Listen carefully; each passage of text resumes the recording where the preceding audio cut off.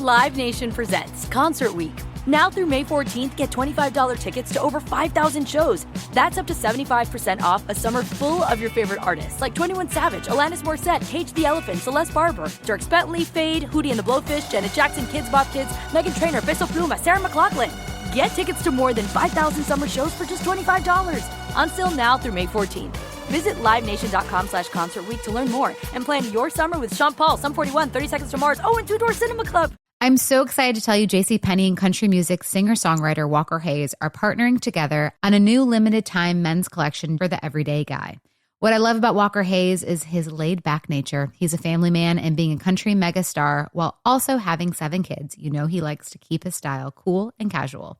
This new collection is perfect for the guy living the t-shirt life or someone wanting some fresh options that feel just as good. It's easy to wear, affordable styles that celebrate the ultimate family man, along with the quality, durability, and sensibility dads appreciate. Available online Saturday, May 4th at jcp.com and in-store Thursday, May 16th. Just in time for Father's Day. Limited time only. JCPenney, make it count. It's time for a Big Blue Kickoff Live. Nobody can ever tell you that you couldn't do it, because you did. On Giants.com. You know what I saw? New York Giant pride. And the Giants mobile app. 17-14 is the final. One touchdown, we are world champions. Believe it, and it will happen. Part of the Giants Podcast Network. Let's go out there like a bunch of crazy dogs. Having fun. Hello, everybody, and welcome to Wednesday's edition, right? Today's Wednesday? It is Wednesday. This should have Big Blue Kickoff Live. You know how I know that? How's that? It's game 2, John. Oh, that's right. Knicks and Pacers, baby. Knicks Pacers game 2. I will be there, 8 o'clock tip. Excited. Welcome to Big Blue Kickoff Live, presented by Cadillac, the official luxury vehicle of the New York Football Giants. I am John Schmeelk, joined by Paul Dottino. Sorry for missing that show on Monday, folks. Again, we had a lot going on yesterday. Paul and JC stepped in, did a really good job, and then Paul and I will be with you the rest of the week here for 3 straight days, talking Giants football right here on Big Blue Kickoff Live. All right, everybody. We kind of had a debate about what to talk about today. We were hoping we would maybe have a schedule release thing today or tomorrow, but it looks like that's going to get pushed to next week, which is not great. We have rookie minicamp coming up on Friday. Paul and JC talked about that yesterday. Given what they're doing, what they've done at rookie minicamp under Brian Dable and Joe Shane the last couple of years, it's not going to be some super exciting 2 days of competitive stuff. It's just kind of getting these guys used to the playbook, so there's not going to be a whole lot there. So I've been waiting for a day to do this, and I feel like we finally hit the day where it's quiet. So we kept track last year of our little contests and our little predictions of, where teams would finish, predictions with record and little contests that we did, over-unders, and I thought today would be a fun day to look back at 2023 and see exactly how wrong all of us were. So we have it in the doc. We're going to take a look at it. We have all our predictions and over-unders. We'll kind of cycle through them. We'll make fun of each other. We have bold predictions from the fans as well. We'll go through all of those, and we'll see exactly how poor we were and maybe see if we can learn any lessons from these. Yeah, heading don't into do the predictions. 2024 season. Well, any lessons besides that heading into the 2024 season. Paul, how do you think this is going to go today? I got a feeling we're going to see a few outrageous things that show up on that. And, I think the thing about it is, and we always talk about it every training camp, you look at the reasons to be optimistic, you look at the question marks, you look at the things that may be pessimistic for all that matters. And then you say, all right, well, let's try to gauge it and let's try to be fair about it. Well, no matter how fair you try to be, ultimately, there's going to wind up being some predictions that are so far out of left field that you didn't even come remotely close. And that's the way it's going to be, and we're going to find a bunch of them here, I know, as John starts going through them. And that's why you got to laugh. You got to laugh because there's no other way to deal with it. It's funny. I didn't want to go through all of them. I just tried to track all of them down so I knew where they were in the document. Yeah. So I don't know what these are going to look like. Oh, okay. I have not really looked at them. I thought you might have. No, I didn't want to because I wanted to be surprised doing it live. It was funny. I was going through old papers on my desk as I was cleaning my desk a little bit this morning, and I had all the sticky notes when we used to stick them on the wall, right? Yeah, we can't do that anymore because we're actually professional and we're fancy now. But I found the ones from 2 and 3 years ago. Okay. Wow. Yeah. There's a lot of Kenny Golladay Offensive Player of the Year predictions in there. There were some special ones that were, wow, not even close. Hence why I've always said through all my years as an announcer that it's a heck of a lot safer to be an announcer than it is to be a coach or a general manager. Because when you make mistakes in that job, you don't last very long. No, that is correct, which is why it's easy to make these types of predictions here and not having to worry about losing your job over it. Though some of our predictions were so bad, maybe we should have lost jobs over it. But it was rough, but we'll go through them. We got ours, we got the fans. So let's go check it out. Again, and we'll take your calls, too, once we get through all these at 201-939-4513. All right, what do you want to do here first, Paul? We have our full season competition with, win record between me and you. We have over-unders, offense, defense, and then we have bold predictions from the fans. Which one do you want to hit first? Well, I don't think we even want to touch the offensive predictions right now because that's going to be really ugly. So why don't we save those till later? Okay, so let's do our season stand. Me and Paul did a contest last year where we did a little draft. Each of us picked 7 teams to represent, we would think, each of the 7 playoff teams in each conference. And we had a little contest as to which combination of teams would win the most games. Yeah, I remember. So that's what we did.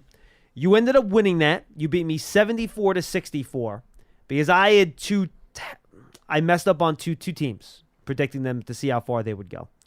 I had the Chargers as one of my last. I think they were the last team I picked. Okay. They came in at 5. So they were top. They had 6th pick in the draft, right? Yeah. Yep. So that killed me. Yep.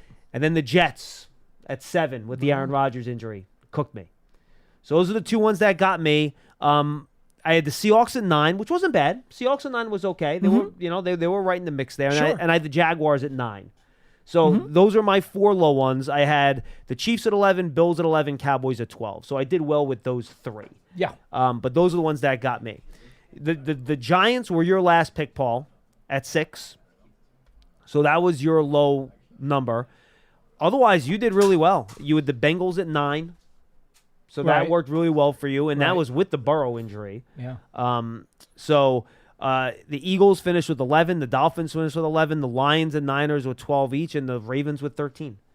So you did really well. You beat me 74 wins to 64 wins in that conversation, which I thought was a nice job out of you. Well, that's cool. I think for the most part, I avoided dramatic and drastic injuries. I think that's really the key right there. Yeah, I mean, you got all but 2 of your teams made the playoffs, the Bengals and the Giants being the only teams that came up short. Of my teams, did Seattle end up getting the final playoff spot? They did not, right? They just finished out. That's why Carroll got booted. I had 3 teams out. And the Jaguars ended up not making it either because I did not expect the Texans to be as good as they were. Who did? Right. So I had the Jaguars, Jets, and Seahawks out on my side. So that's how our season-long predictions went. Paul beat me in that contest. I thought that was a good one. I thought that was a fun way to do it. So I think we'll definitely do that again next year. I thought that worked out really well in terms of learning, figuring out what these teams were going to do. I do want you, for all those folks out there who always think that I overblow the positives for the Giants, how many wins did I have for the Giants? Oh, no. That's how many they had. Oh, okay, because I was going to say, I think I had them at 8 or possibly 9 max. Well, I mean, you predicted them to be one of the I thought they'd 14 be best teams. I thought they could win 9 games as a high level and maybe be a wild. And the truth of the matter is, the way that they were devastated and still won 6 games, I think in regards to a curve, that wasn't so bad. Okay. You want to start with defensive over-under here Oh, first? boy. Yeah, we should. Defense has a better shot, right? I think I got a better shot of being respectable. Yeah, I mean, and the problem with the offense over-unders is because of all the injuries with Daniel Jones and stuff, a lot of those are going to be swayed by that. But we'll look at them anyway just because we can, right? So let's take a look here at the defensive over-under first, Paul. I have the Giants' defensive stats up here so we can do the quick comparison as we go through these. And I have our selections, Howard's selections, and Lance's selections on here that we can have a little fun with it, right? So let's start with defense first. You want to kind of waylay the offense, so that's what we'll do. Dexter Lawrence, 7 sacks, over or under. And we came out with this. Dexter finished with 4.5 sacks. He was under. Me and you both had Dex under 7 sacks, so we got that correct. Cross and Meadow had him over. So, and again, I think our argument there is that just in no tackle position, it's very difficult to get sacks. So we ended up scoring with that one. Leonard Williams at 6.5 sacks, over or under. Obviously, he got traded midseason. Yeah, so that's kind of hard to. What did he finish with though on the year? I actually did I think not he had. look that. I think he had 9. He only had 1.5 for the Giants. He I doubt did really well in Seattle. Did he have though. that Oh many? yeah, He finished with 5.5 sacks. So That we was had it? him in over under 6.5. So I actually hit that number almost exactly. Okay. And me and you had him over, and Lance and Howard had him under. So that swaps those. He was their best defensive player in Seattle. We over had the last 2 months. Azeez Ojulari, 7.5 sacks. Me and you had him over on that. Lance and Cross had him under, and obviously the injuries just savaged his season. So that's where that landed. Kayvon Thibodeau, we had his over-under set at 8 sacks for the year. He finished with 11.5. Mm-hmm. You and I both had him for under. Lance and Howard both had him for over. So they got that part of that right. Bobby Okereke, 135 tackles. Me, you, and Howard had him over. Lance had him under. He finished with 149. So we got that one right. Mm-hmm. Team interceptions, 9.5. The Giants finished with 18 interceptions last year. We all had under on that one, except for you, who had him over 9.5 interceptions. So why do we think this is the first one that I think is interesting? And we could talk about the Thibodeau one too. Why did you think they were going to go over 9.5, and why do you think that worked out for you? Well, to be honest with you, John, my calculation on that was the pass rush. I thought the pass rush was going to be better than what it turned out to be. So going in, I thought, you want to go a little bit lower? Okay. I thought going in, they would be able to put more pressure on the quarterback and therefore get more errant throws and wind up with more picks. That's what I was hoping for. As it turned out, that's not really how it worked, which is funny. It didn't. The calculation went awry, but the result was what I wanted. Correct. And Okereke stayed healthy. He was the tackling machine we all thought he was going to be. No never doubt. Left the field. The Thibodeau 8 sack thing, that's interesting. If you look at his, overall pressure rate and stuff like that, I think if you look at his number last year, the 11.5 sack is probably a bit of an overachieve, because his pressure rate from last year compared to the year before, really wasn't that much different. Right. But the sack numbers ballooned exponentially. So there's a chance his pressure rate goes up, and I think he can stay consistent with the sacks. But I think if his pressure rate stays around where it was, I would expect that sack number to go down a little bit. I'll throw this one at you, though, and this may change your mind. I think in his second year, because of his experience and because of his wiliness, he learned a little bit more about how to finish. So I agree. I would say that could help him maybe get closer to that number this year. Right, but if you look at the 11.5 sack number and the other players in that 11 sack range, sure, he had one of the lowest pressure rates of that group. So it's just something to keep in mind as we look ahead and we try to predict what his over. And we'll do over-unders for next year, guys, once we get into OTAs and stuff like that. And we're looking for stuff to do, quite frankly. So we'll get into that at some point. I'll probably put his over-under. If I'll do a little bit more research on it, I think I'll put it at 9.5.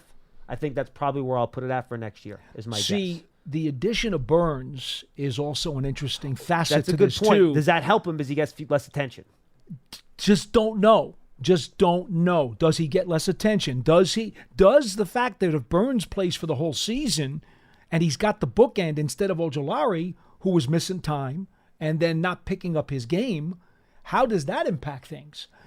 And, of course, too, Leonard Williams isn't here anymore. Now, he wasn't here the second half of last season, but who's the 3 technique? And you also wonder, with a new defensive coordinator, how often are they going to send guys? And, is he on the field for fewer snaps? Is he at There's such a lot we don't know. High percentage of defensive snaps next year? Does Bowen believe in more of a rotation than Wink does? I don't know the answer to that. I would hope. I think he was over 80% of the snaps last year, right? I would like to believe that Thibodeau can handle that. I'd like to see him on the field as much as possible. To be honest, there are some guys I'd rather sub out. I don't want to sub out Kayvon Thibodeau. So last year he averaged 58 defensive plays per game, which was 87%. It's a big number. It is a big number. I would hope if it comes down, it doesn't come down too much. Dexter came in at He needs to be on the field. He came in at 67%, Dexter, but that was just because the injury late in the year. Right. I can't remember. Knee? It was sore lower body. whatever the heck it was. Whatever it was, he ended up that reduced his snaps for a bunch of games towards the end of the year. So that's why that got artificially It was leg. decreased. Let's just say leg. And I'd probably put Dexter around the same again. I think I'd probably put him like 6.5, 7.5, something like that. I put him around the same number. So the question is, where would we put Burns?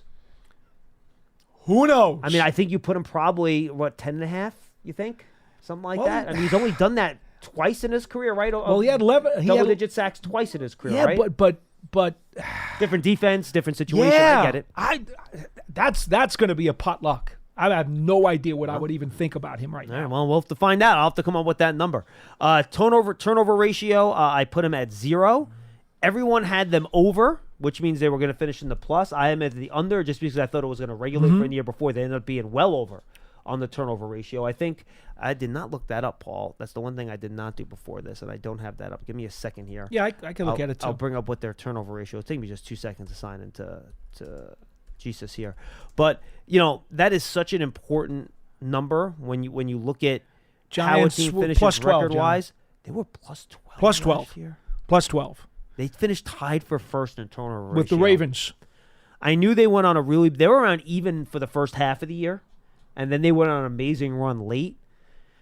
Boy, I'm not sure if that's a sustainable number.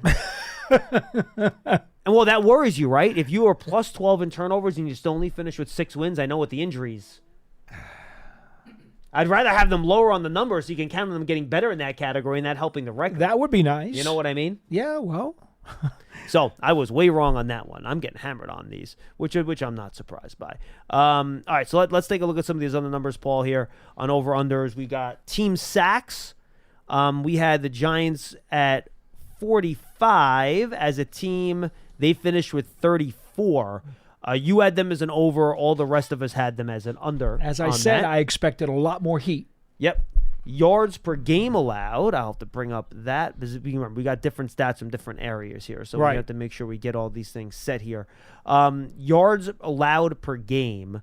I had them coming in at 345. And for the year, the Giants ended up coming in at 361. So they ended up being over that. Mm-hmm. And you were under. Everyone was under. Well, you and Cross were under. Lance and I were over on that. So Lance and I got that right. They finished at 367 per game. We set that at 345. Passing defense. We had them at 200 and I gotta pat myself in the back. I did pretty good with these numbers for the yardage over-unders. We had them at 220 passing yards per game allowed. All of us had them as an over. They ended up allowing 229 passing yards per game. So I was actually pretty close in the number, but that wasn't over. We all got that right. Run defense, 120 yards allowed per game. We all went under on that, except for Lance, who went over. The Giants ended up allowing 132 rushing yards per game. So Lance hit that. And then points per game allowed, I put their over-under at 21 points per game allowed, and the Giants ended up finishing allowing 23.9 points per game allowed. We were all over on that except for you, Paul. You were under, so you overestimated their points allowed on defense just a little bit. And those are our defensive over-unders. Your overall thoughts? To be frank with you, that wasn't as bad as I thought it was going to be. Well, I think we both expect the offense to be worse. That's going to definitely be worse. And given it's already 12:47, I think what we can do at the start of tomorrow's show. Okay. And then we can do that. And we have a full bank of calls. So I want to make sure you get to the calls. And you folks will get a good laugh tomorrow, I promise you, because those numbers are going to be really wicked. Yeah, it's going to be bad. Yeah. It's not going to be good.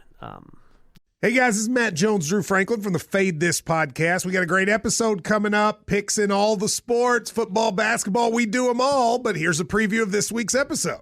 Do you think it's more embarrassing to dye your hair or to have hair plugs? I don't think either are embarrassing if you're not trying to conceal it and act like you didn't. Okay, so you think if you just come out and go, I got hair plugs.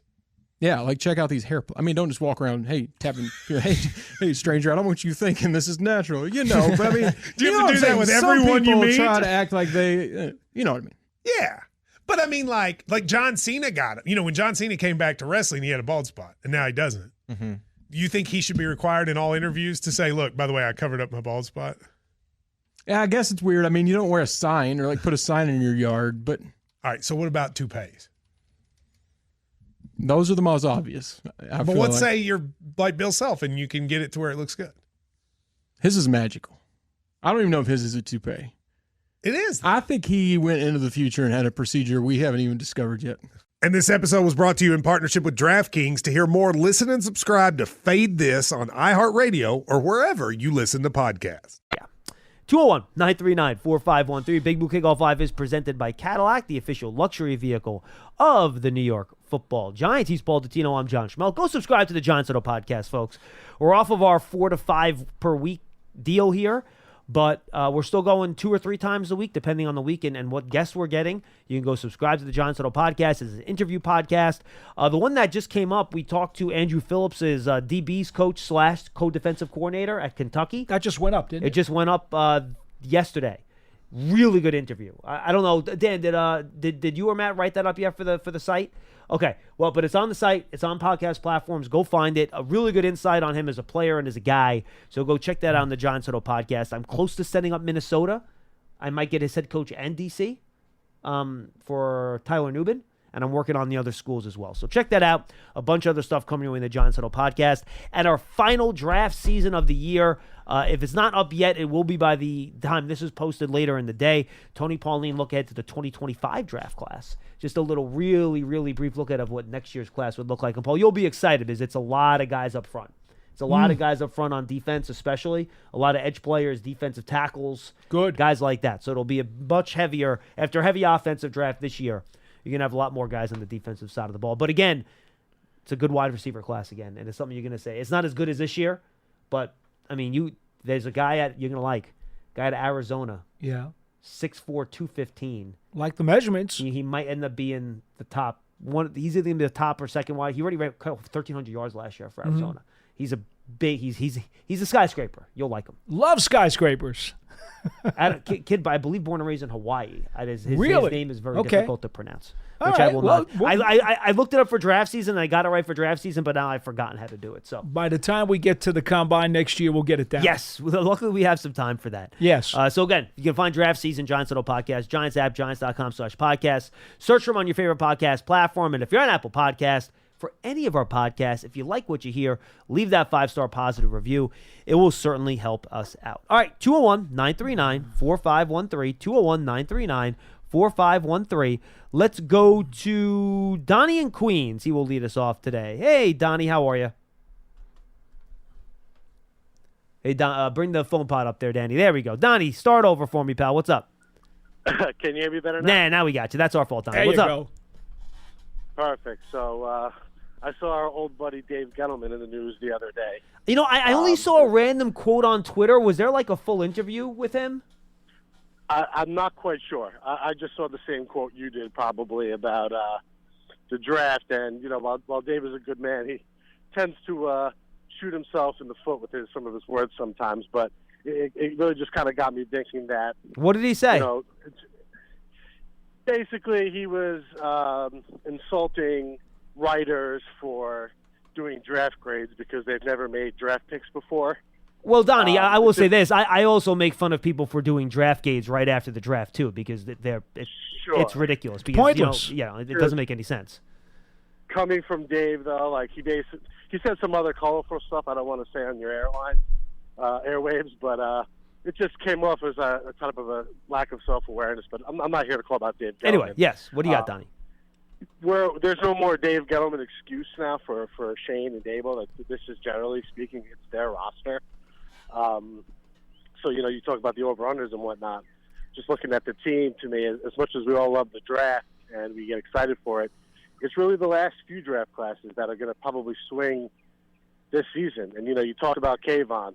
You know, he could go either direction, right? You know, looking at the 11.5 sacks looks great. But, you know, I agree with you. The advanced numbers aren't really that great. It's an unsustainable sack total for the pressures that he had. So I look at him. I look at Deontay Banks, Evan Neal, John Michael Schmitz. Like, those guys really, with directions that their careers go. And it's year 3 now, right? So you always say it's got to be 3 years to judge a draft class. A lot of those guys are coming up on year 3, the end of year 2. You know, neighbors, we're expecting immediate impact out of that guy. So these young players that are really going to shape the future here. Now, I want to leave you on one thing here, and I don't want to have a Daniel debate, but personally not a Daniel guy.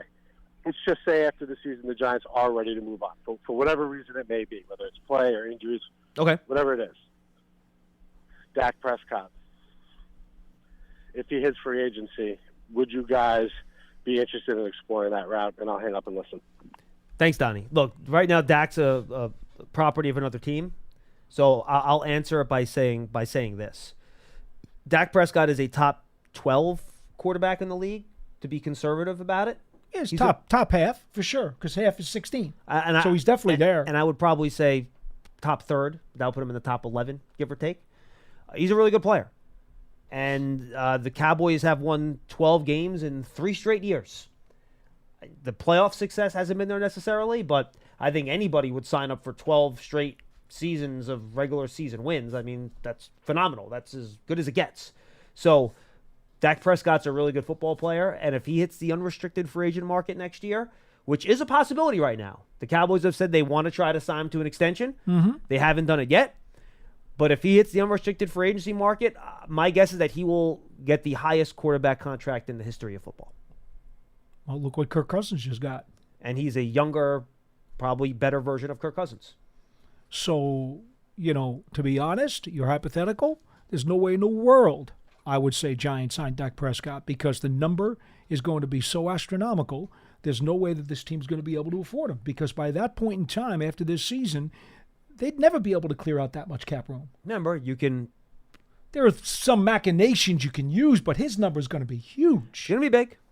And I don't see any way, based on what the Giants have with their young core, that they're hoping to keep together. They've already signed now the guys like Lawrence, Thomas, Burns. The good news is they got big money tied up in those guys. Yes, but the good news is that they don't have anyone else coming down the pike in the next couple of years. They have a couple years on Kayvon still. And they don't have anyone else that you really, say, all right, well, you're going to have to, you got at least 2 or 3 more years of Deontay Banks. And there's really no one else that you're looking at. You're like, all right, well, I have to pay this guy in the next 2 years. Thibodeau's the only guy, but you still have 2 years on Okerike's him. already signed. Yeah, that's what I'm saying.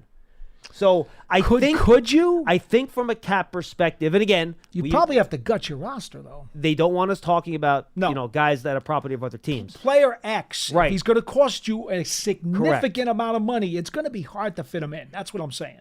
You would have to do a lot of work. You have to be very creative with the contract. I don't think you would have to gut the roster because remember you're getting Daniel's number off. Well, at the end of this year, if Daniel Jones were to go away, there is still a big dead cap hit at the end of this year. It's not huge. It's doable. If you can get it's still a whoever big hit. that free agent is at a low number on the first year, and then it goes up after that, then it's only going to, how much more is it going to be than what you have planned with your prior quarterback? So I don't think it's impossible if you wanted to go down that path for an expensive free agent. But again, it's a lot of hypotheticals, Donnie. So, we don't even know if we're going to get there, but the Giants are in a healthy cap situation at this point, and I think they do have the ability to be creative if the situation arises where they have to be. Now, I think there's another team in Las Vegas that would be much better positioned from a cap perspective to throw money at a guy like that. I'm sure a few teams would be. But they're a team with a huge quarterback hole still. You know what I mean? So, in reference to your other point, which we go back to the standard of 3 years for a draft class to be something, that right now, which of course is not Joe Shane's responsibility, you look at the Tony, Ojulari, Robinson, Smith, Brightwell, and Williams draft class. That collection of 6 players has not given the Giants nearly what they needed to get. No. So I guess let's look at Shane's classes then, right? Because that's what he can control. Correct. Right? So I think, and I'm not going to break any, news here. I mean, it's no coincidence, Paul. These are all guys that they might have to depend on heavily this year that were in that 2022 draft class. Kayvon Thibodeau. We all know Evan Neal has to step up and try to be a better right tackle. Wando Robinson is going to be a virtual starter and wide receiver. They need him to have a big year. Cordell Flott, he could be one of the starting corners. They need him to have a big year. Keep going, because there are no throwaways here. I'm still going. None. Daniel Bellinger, depending on what happens to Darren Waller, he might be your number one starting tight end. They could use a lot out of him. Dane Belton, he could be one of your 2 starting safeties, or at worst your 3rd safety, depending on how they view him, Pinnock, and Jalen Mills, and obviously Newman, who they got in the 2nd round. Micah McFadden, one of your starting linebackers. And then, you have Azudu and McKeithen, who are depth offensive linemen. And then you have Davidson and Beavers, who are kind of depth pieces on defense. But, yeah, look, you hit it. People are going to talk about the 2024 draft class, and we say this every offseason. You can't count on rookies to save your team. No. What you can count on is 2nd and 3rd year guys to save your team, because those are the years that these guys are going to have to take steps and go to last year's draft class, right? John Michael Schmitz has to play better. Jalen Hyatt's got to play better, but we saw promise, right? Can Trey Hawkins give you something? Can Jordan Riley be a good, rotational defensive tackle? And, of course, Deonte Banks is going to be one of your starting corners. That's an easy one. So, yeah, Donnie, you're right. The success of this team this year, more than anything else, is going to have to do with whether or not Joe Shane's first two draft classes are able to be successful, productive players that help you win football games. Shane drafted 18 players in his first 2 drafts with the Giants, and as we sit here today, there is not one throwaway. Not one. Now, I know Beavers got hurt and was practice squad last year, but I can honestly tell you right now, as I sit here, and I know Owens was redshirted last year and didn't get on the field at all. Well, all the guys are still on the roster. That's the point. There's that. I can't say right now, if I said to you, John, bet 1 month's mortgage on the one guy who's not going to be here, you couldn't pick him out right now because you can't be sure. Yeah. Maybe Owens or maybe Beavers have less of a chance to make it, but that doesn't mean they won't. Yeah, and I would say Davidson and McKeithen are probably, given the depth at the offensive line spot and defensive line spot, they could be bubble players at this point. But I wouldn't want to put a chip down on either one of those guys. I wouldn't either. I'm with you. That's 18 players. 18 for 18 right now that I would not bet against. Let me put it to you that way. Right. I mean, it depends what you mean by bet against. Bet against saying he's not making the team. Okay. I'm not prepared to say that. Being on the 53-man roster. Right. No, I think that's fair. I would not be prepared to say that about any of the 18 today.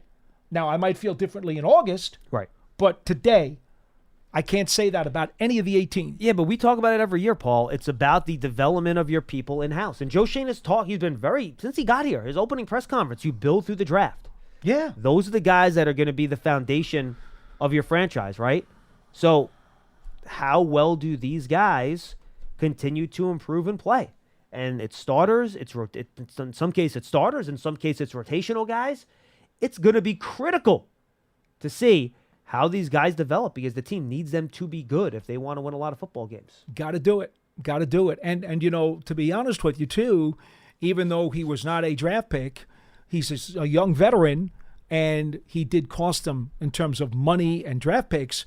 Brian Burns is still a young, up-and-coming prime player who's also going to be a foundation on this team. Oh, no, he's on the list. He's on the list. So he's accelerated. They're going to need him to be a top-level elite defender.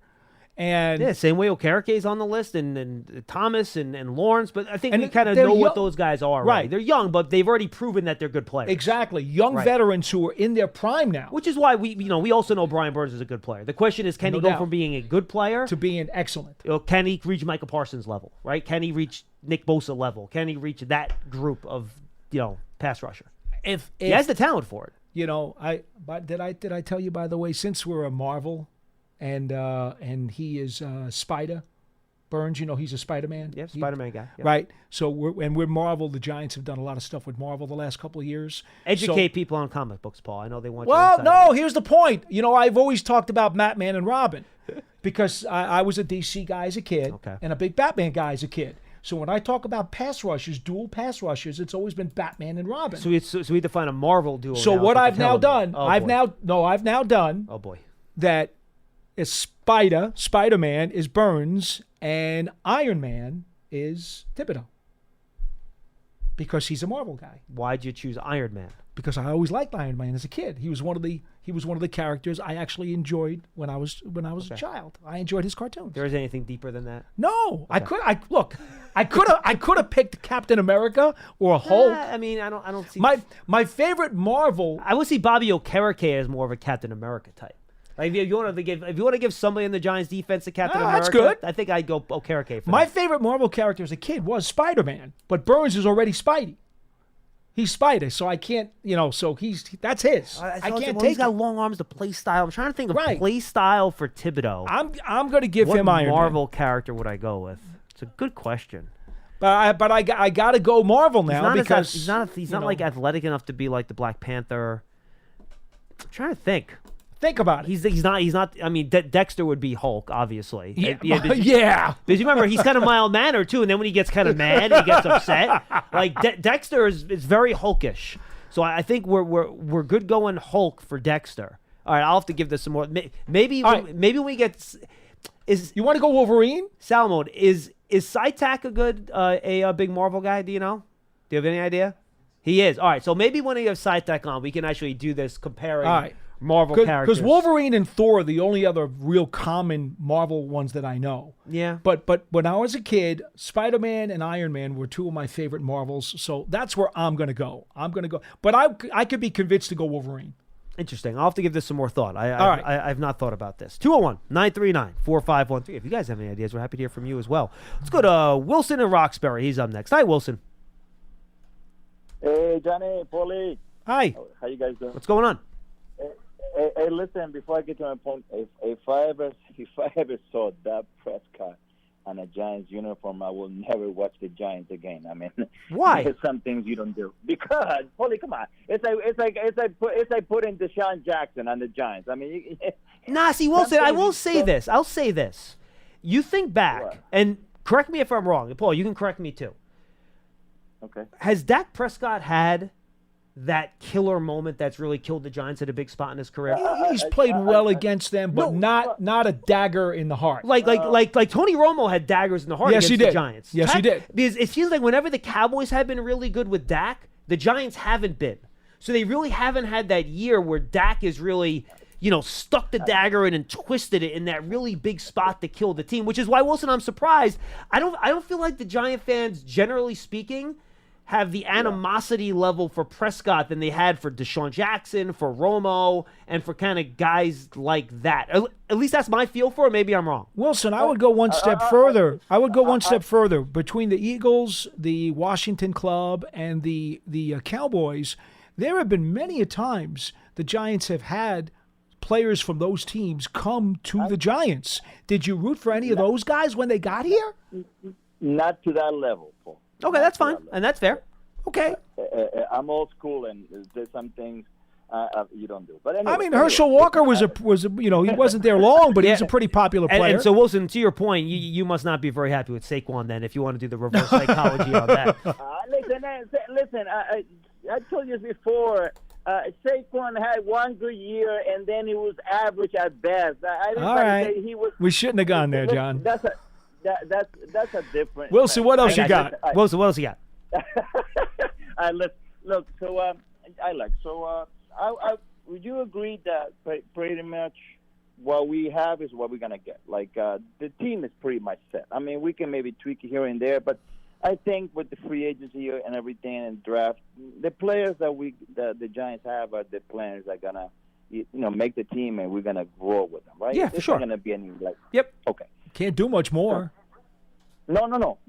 What I'm saying to you guys is this. I think, Paulie and John, I think we have enough. I think we do have enough talent that we can make a push for a playoff spot.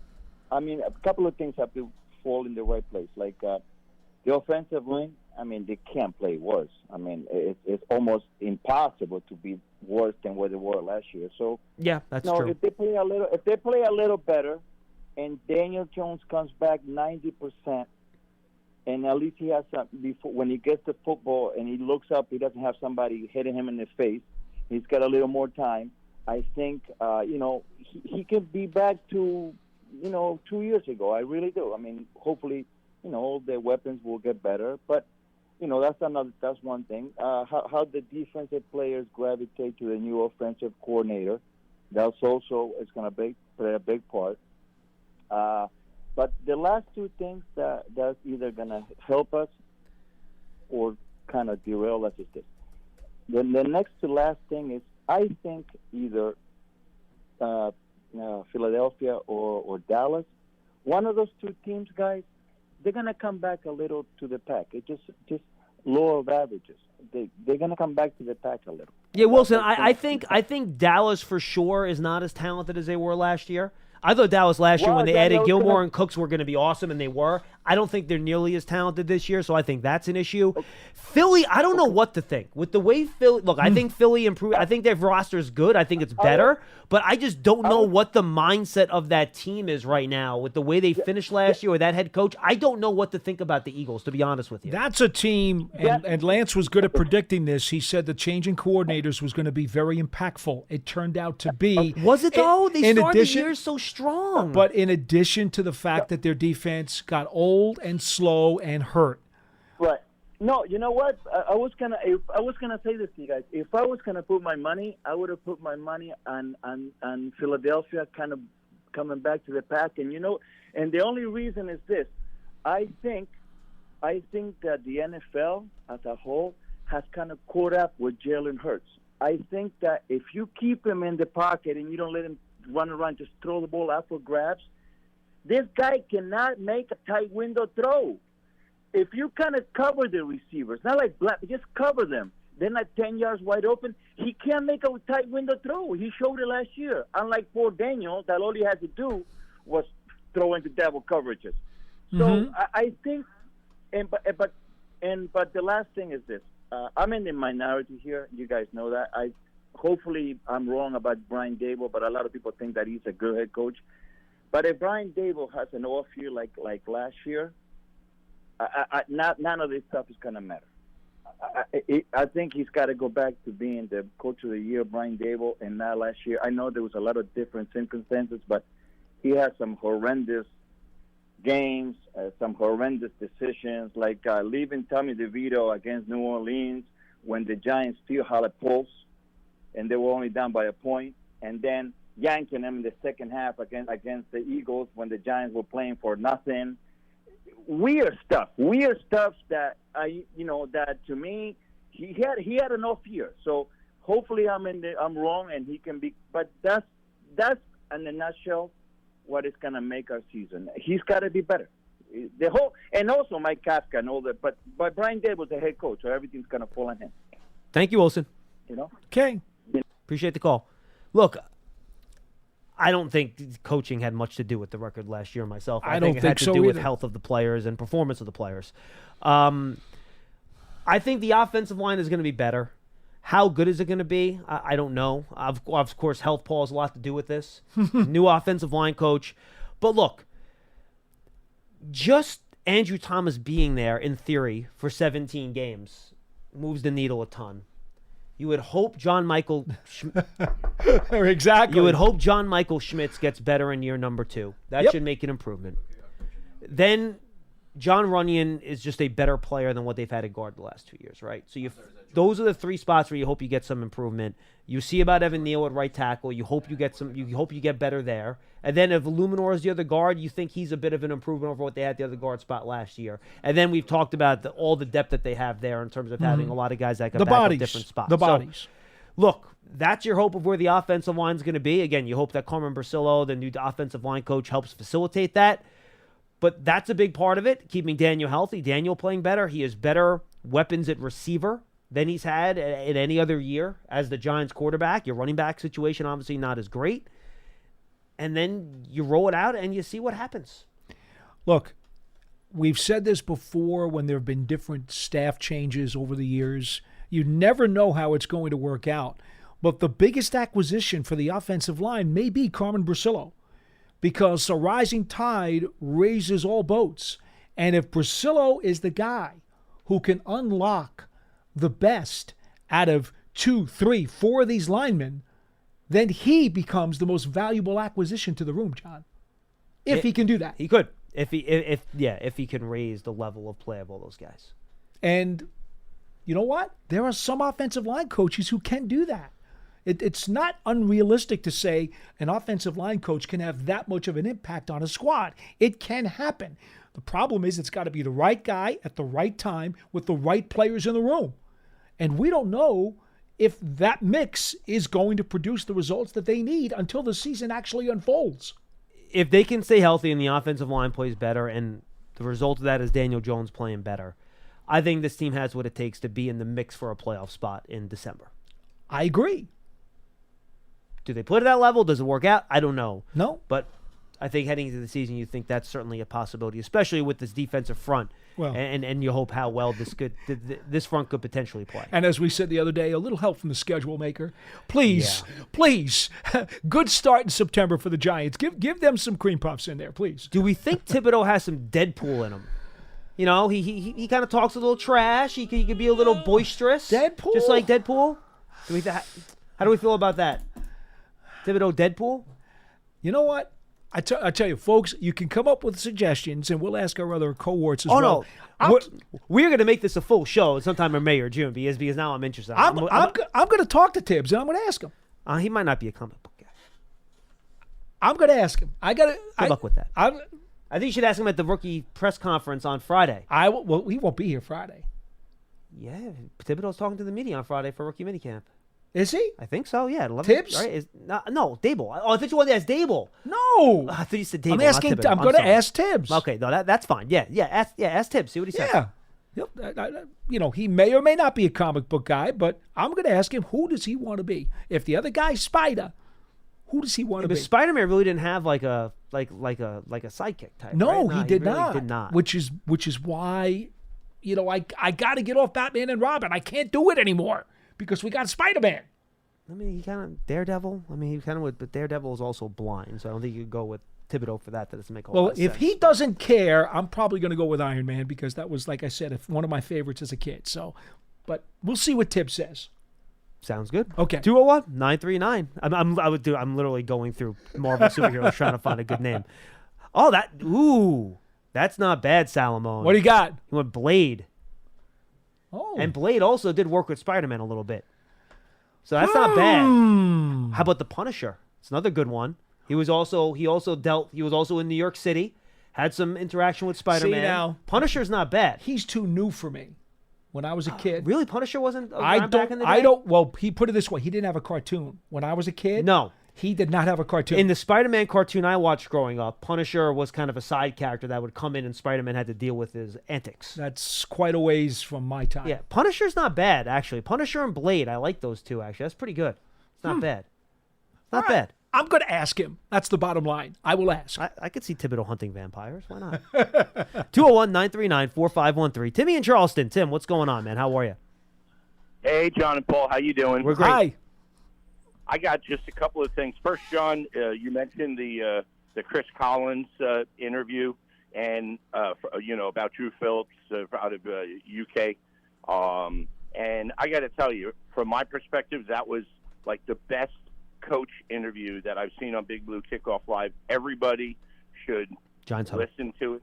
I think Giants Huddle. Well, that's what I meant. Sorry. That's okay. Giants Huddle. Different link. Different link. Check is not in the mail, Tim. Sorry. Different link. I sent it to a couple of friends, and his answers were very straightforward answers and analysis on the player. I love how when you gave your little analysis and he agreed with you, I love the big smile and the head nod that you came up with every time too. Patting yourself on the back there, but that's okay. We all deserve it. But the way he was like, all I did was smile, Tim. Come on, it's not like I said, "Oh boy, I was on the money there." I just smiled. What's wrong with that? We are pleasant people here. And in fairness, Chris, and unprompted, Chris did give me a couple really nice compliments during the interview too, just for the record. Yeah, but and his stuff, something I had never really heard before, that in phase and out of phase stuff, and that was interesting. Outside arm, that was interesting stuff. At the end of it, I almost felt like if we had an opening, I would hire him. I was like, he just seemed like super competent, super diligent, and everything like that. So that being said, everyone should listen to it. And in terms of this year, I'm hopefully optimistic. I mean, I think that's all we can be. And I think, again, it's obviously it always comes down to health, but particularly we have more depth on the offensive line. But so if the offensive line stays healthier, Daniel gets more time, more quick game, like Paul always says. You all say, but Paul says it the most, I think. And I think the offense can do more. I think Drew Phillips, I'm very encouraged about him. If he might not start game one, but developing into our slot corner. And I had Newman in the second round. I think he's going to be excellent. But the one guy we cannot lose is Andrew Thomas. We lose Andrew Thomas to injury for an extended period again, and then the whole Jenga build falls down. And Tim, I'm afraid because we had this conversation before last year, and I argued that maybe even more so than Daniel, Andrew Thomas was the one player. I remember me and you had this debate. And I said maybe even more so than the quarterback, Andrew Thomas was the one guy this team could not afford to lose. And again, this is not me patting myself on the back. Sadly, I did not want it to be proven correct. But I think it ended up being proven correct that, Tim, you're right. That is the one guy you just – there is no – with Illuminor, you have somebody that at least I think you can slide in there and feel okay about because he has played that position before and he's done it in the league. But that is still the one guy that I think would have a negative cascading effect on the rest of your offensive performance. And frankly, Neighbors might be guy number 2 now, to be totally honest with you. Depends on how much they want to spread the ball around, because Barkley was the only headache player on offense, and now he's gone. And I think when we had this conversation last year, I think that was the name that I threw out there, because I value headache players to such a degree because of the respect that they command and the intimidation that they can provide against an opposing team's defense. Well, now the Giants, at the moment, don't have any headache players because Barkley's gone, Waller is in limbo, and Neighbors, we don't know yet. He's got to get here. He's got to do something first. So, I mean, he's the guy that you would hope is your You're darn straight you hope. I mean, you picked him 6th overall. You I think hope. That's why you picked him there, right? Absolutely. He better be. Exactly. Oh, and he better be quick, too. There's not a lot of wait time on him. He better do something pretty quick. And wide receivers are definitely more turnkey than a lot of these other positions. So I feel fairly confident he should be pretty quickly. Yeah, and I think our first 4-round draft, the draft picks in the first 4 rounds, I think we'll all contribute over the course of the season. Concur. Obviously, Waller's status will affect the tight end, whose name escapes me at the moment. Johnson. But yeah, I thought it was Johnson, but I wasn't 100%. Anyway, and even that 5th round guy could turn out to be, something in the kick return game. It'd be interesting to see. I hope if he holds on to the ball, he could be a weapon there. So thanks for the time, guys. Great hearing you. And like always, I'll tell everyone, listen to all these Giant Huddles. They're awesome. Thank you, Tim. And by the way, folks, if you do have friends that are Giant fans and they don't listen to Big Blue Kickoff, they don't listen to the Giants Huddle podcast, tell them to listen and subscribe. It helps us out. Tell a friend to tell a friend. Live Nation presents Concert Week. Now through May 14th, get $25 tickets to over 5,000 shows. That's up to 75% off a summer full of your favorite artists like 21 Savage, Alanis Morissette, Cage the Elephant, Celeste Barber, Dierks Bentley, Fade, Hootie and the Blowfish, Janet Jackson, Kids Bop Kids, Meghan Trainor, Bissell Pluma, Sarah McLachlan. Get tickets to more than 5,000 summer shows for just $25. Until now through May 14th. Visit LiveNation.com/Concert Week to learn more and plan your summer with Sean Paul, Sum 41, 30 Seconds to Mars, and Two Door Cinema Club. All right, let's go to Joey in upstate New York. Joey, you're up next on Big Blue Kickoff Live. How's it going, guys? We're good, Joey. What's on your mind? Friendly neighborhood optimum guy up here. Nice. All right. Now, in regards to the linebackers, I mean, how about Powerman and Iron Fist or Okereke and McFadden? Who? And, I mean, Powerman and Iron Fist. I gotta admit, I am not familiar with Palamon and Iron Fist. What brand of comic are they from? Are they Marvel? That's that's absolutely Marvel. So I was born in the 70s. So in the 80s, I was collecting all the comics. You pick them up for a quarter, 50 cents, $1. Sure. It was back then. But that was one of the ones he was in those two were in the Daredevil Punisher universe. Oh, you know what? I actually watched the Iron Fist series on Netflix. Yes, I did watch that, but. Palamon? That I'm not that familiar with. Power Man is also had one on Netflix, and he's just a big tough guy, man. What was his superpower? Oh no, wait, no. You had Punisher in that universe, and then you had Luke Cage in that universe. Those are the two other guys. Power Man was Luke Cage. Oh, that's Luke Cage. Okay, Luke Cage, I know. Yeah. I got you. Thank you. Okay. Yep. So I mean, you got them, and somebody. The secondary is going to have to be quick, fast, and. I'm trying to think of who would be applicable in this case. But in regards to the call, the reason for the call. Yeah. Hey, we can talk comics. It's okay. Yeah. You can sit there and talk Marvel. By the way, Joey, this is the beauty of episodes in May when there's not a lot going on. We can have fun with stuff like this. Exactly. And it's okay. This is the entertainment portion of the calendar. Absolutely, fellas. No, yeah. The question that's been kind of bothering me for a little while. I've been asking Carl. I asked Carl about it on Twitter. As I'm Joey New Yorker back home, and what was the plan for next to Dex? I mean, are they just anticipating Jordan Riley taking the next step, DJ Davidson taking the next step?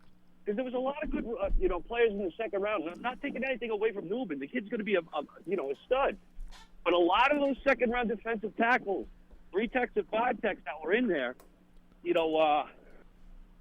got picked up really quick. Yeah, there was a run on those guys right before the Giants made their second round pick. Mm-hmm. Yep. And then right after they picked, they had Michael Hall from go to Cleveland. There's another guy I like that looked really good. Yeah, and reading after the draft, apparently a lot of teams had Hall off their boards for off the field stuff. Really? So Right. yeah.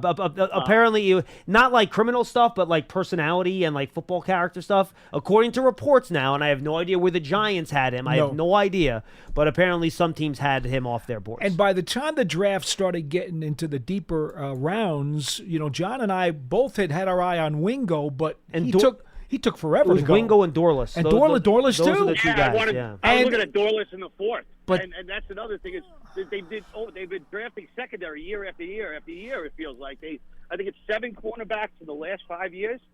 Phillips is going to be a great slot, but Darnay's there, Aaron Robinson. We have the ghost of Aaron Robinson is there. You got a lot of slot guys. So, having them pick up the kid Long from, that's been bouncing around the league. That's going to go with Hawkins. I mean, the second cornerback position was another question I had, Well, Joey, another guy like. I said the other day on Big Blue Kickoff Live, and then I answered the question and posted it also on my Twitter page. I think that Ryder Anderson and Boogie Basham may also get some experimentation at the 3 technique. And I do think that this new coaching staff, or at least the new defensive coordinator, is very curious to find out what it is that they've got in the building. And maybe the Giants were a little conservative in hunting for an outside defensive tackle. I mean, they signed Phillips from the Bills, of course. But I think maybe they were a little conservative there because maybe Coach Bowen says, guys, I got some fellas here I really want to know about before we do anything else. And to be honest, defensive tackle is one of those spots that you may be able to tweak and pick somebody up later on in the summertime or right at the beginning of training camp. Yeah, and look, and we've seen the Eagles do that, right? Of the couple last seasons, they've added, whether it was Ndamukong Suh, Linval Joseph, guys like that. And look, I feel like, Joey, that they have some size there, right? They added Jordan Phillips, who's kind of that big nose tackle type. Nacho is 32 years old. Yeah, no, he's older, but I think as a 1-year stopgap, he's fine. You have Nacho, who can do a little bit of both, little nose tackle, little 3 technique. Jordan Riley's a huge guy. He's got a big body. You have DJ Davidson. So you have some numbers there to throw at it, and you have a lot of guys with size. My question is, and this is why I kind of threw this out there as a possibility last week on one of our shows, I forget which one, would they consider in some situations using Dexter Lawrence at 3 technique instead of nose? You said that, yeah. Because you have so many other guys with size to play nose. So I'm curious to see how they kind of manage that as you move forward here. We just haven't talked to Coach Bowen enough to know. We just haven't. Yeah. He does a lot with 2-4-5, according to the writers over there, from what I was seeing. But where I hope they go shopping is at the Packers. I mean, you have Colby Wooden, who they took in the I think it was the 4th round last year, who's number 3 on their depth chart. You got Towns, Brenton Cox, Kenny Clark. So I mean, if they're getting into a tight situation towards the end of the year, start shopping at the Packers, even if it costs a pick next year. I mean, if they were able to pull a guy like Wooden, like I said, who's 3rd string at this point, he just put 12 pounds of muscle, according to what they had on an interview on their draft site for draft day. He went from 278 up to 290. He would fit perfectly next to Dak. Joey, I don't think they pull him because he's young. I think the radar is always going to be on because that spot right now is kind of murky. It's a little smoky, the 3 technique. So I think what they'll try to do over the next few months is figure out what they really have in-house. How does Shane Bowen want to use those guys? Does he think he has enough? And if not, then maybe you're looking at trying to trade a number 6 or a number 7 pick. Or for that matter, who knows? Maybe you don't even do that. Maybe the waiver wire provides somebody who's an answer. Because the truth is, the 3 technique defensive tackle is not going to be a highly sought-after guy on the waiver wire. People are going to be looking for other positions much more than they're going to be looking for a 3 technique. So you still might be able to get somebody decent. Yeah, I just wanted to shore up that defense. The rushing. They lost Leonard last year, and he kind of wasn't replaced unless they were banking on Davidson and Riley in-house, So that's what I was thinking is maybe they might be able to find an up-and-comer. I mean, they just shopped and got Nathan Rourke, or, who was potentially an up-and-comer that had no home.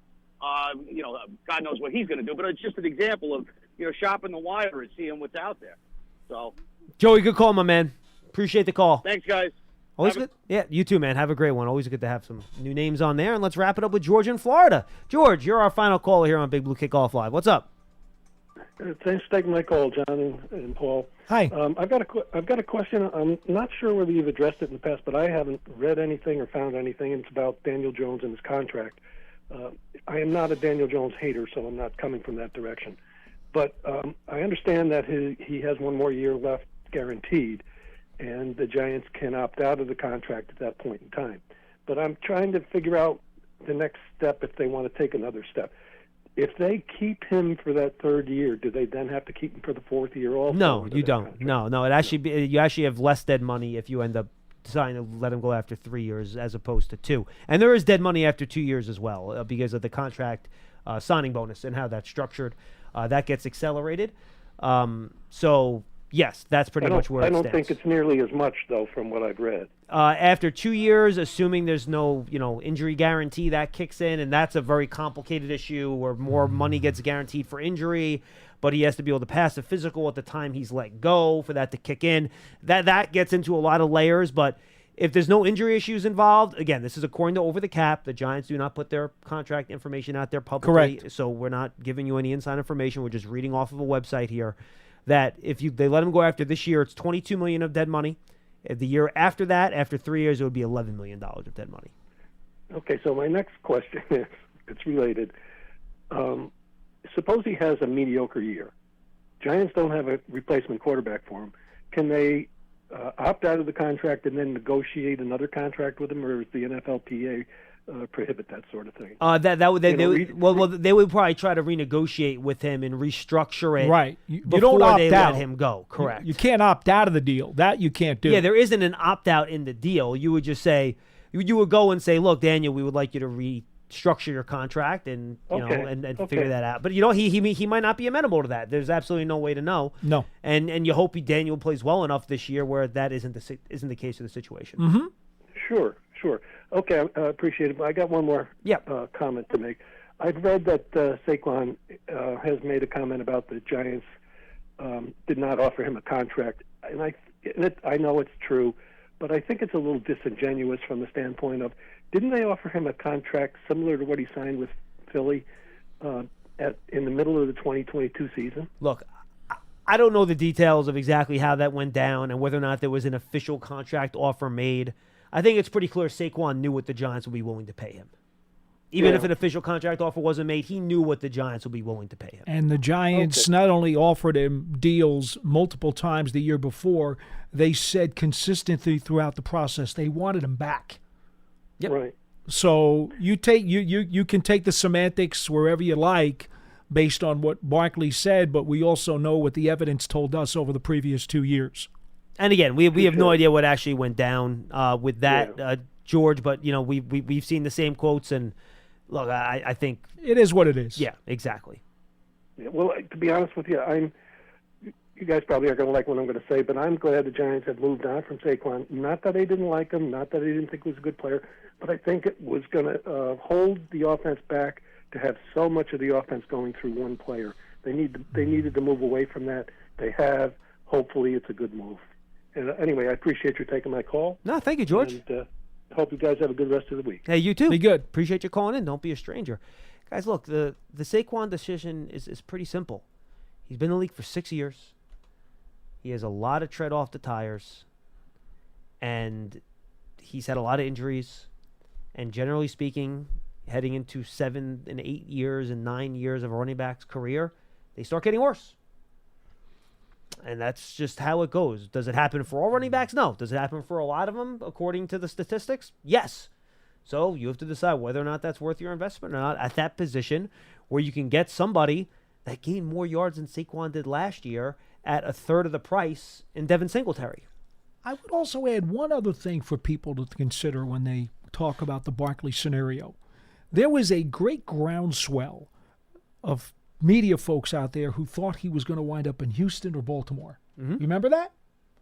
We never heard a word about either one of those teams coming up with Philadelphia's offer to try to woo him. Yeah, well, Houston ended up signing... they went a lot cheaper. No, they were one of the first teams off the board. Yeah, but they went cheaper. They didn't give out a Saquon contract. It was in like the $8 million range or something correct. like that. Yeah, who'd they end up signing? I don't recall, yeah. but neither Baltimore nor Houston wound up signing a back for the kind of money that Barkley got from Philadelphia. Joe Mixon? Is that who they was it? Yeah, they brought in Mixon, and that was actually under it. I think that was closer to 6 or 7. Yeah. So let me just throw that out for you to chew on. You know, Philadelphia made him apparently an offer that was way out of left field from what the rest of the league and the market thought.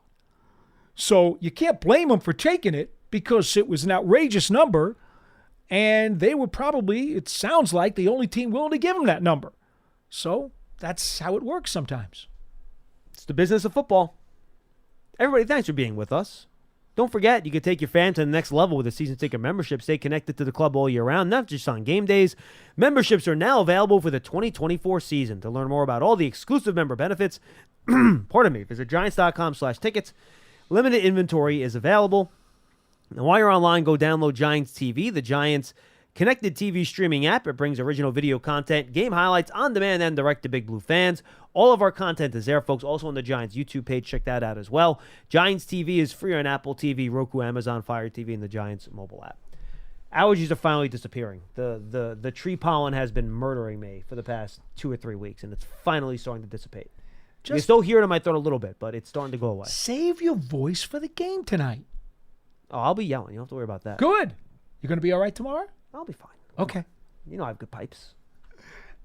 Look, if they have another game like they did game 1, you may not have anything left. Every game is close with that. You know that. I know. Every game is close. Enjoy it, Knicks fans. And go to your go. We'll see you next time. Live Nation presents Concert Week. Now through May 14th, get $25 tickets to over 5,000 shows. That's up to 75% off a summer full of your favorite artists like 21 Savage, Alanis Morissette, Cage the Elephant, Celeste Barber, Dierks Bentley, Fade, Hootie and the Blowfish, Janet Jackson, Kidz Bop Kids, Meghan Trainor, Bissell Pluma, Sarah McLachlan. Get tickets to more than 5,000 summer shows for just $25. Until now through May 14th. Visit LiveNation.com/Concert Week to learn more and plan your summer with Sean Paul, Sum 41, 30 Seconds to Mars, and Two Door Cinema Club. Hey guys, back at the playground again, huh? Yep. You know what this playground could use? A wine country. Heck yeah, and some waves so we could go surfing. Oh, yeah. Love that. A redwood forest would be cool. I'm in. Ski slopes. Let's do it. Can a girl go shopping? Yeah, baby. Wait. Did we just invent California? Discover why California is the ultimate playground at visitcalifornia.com.